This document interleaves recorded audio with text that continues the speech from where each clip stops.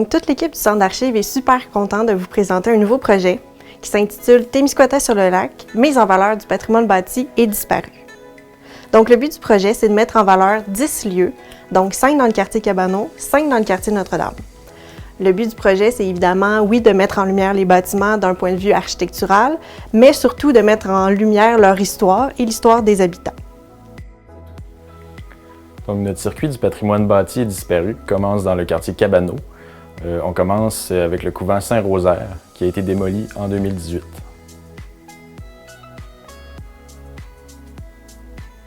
On poursuit ensuite vers la résidence familiale Tardy, construite par M. Georges Bérubé vers 1925.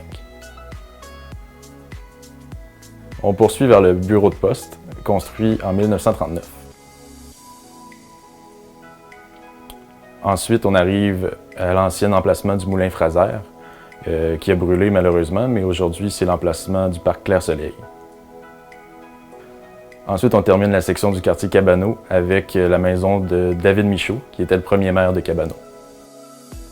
Du côté du quartier Notre-Dame-du-Lac, on débute le circuit avec la maison du notaire Gustave Dumas, construite en 1904 par M. Évariste Dumas.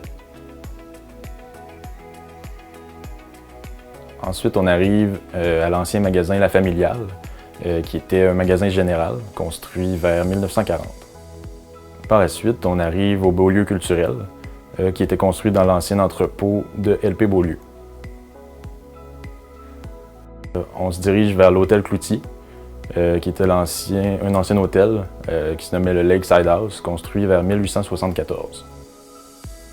Et puis finalement, on arrive à l'auberge Marie-Blanc, construite vers 1905 par un avocat américain. Le fascicule contient également une partie dédiée à la toponymie des rues qui sont transversales à la rue commerciale qui relie le quartier nord et le quartier sud. En plus du fascicule, 2 panneaux d'interprétation sont installés. Le premier dans le parc Clair-Soleil, le second au 2457 rue commerciale sud, emplacement de l'ancien hôtel Cloutier. Donc, le projet se décline en 3 formes, donc un format physique, un format numérique et un format audio. Le format papier sera disponible dans différents lieux dans chacun des quartiers. Les formats numériques et audio seront disponibles sur le site web du Centre d'archives du Témiscouata et sur celui de la ville de Témiscouata-sur-le-Lac.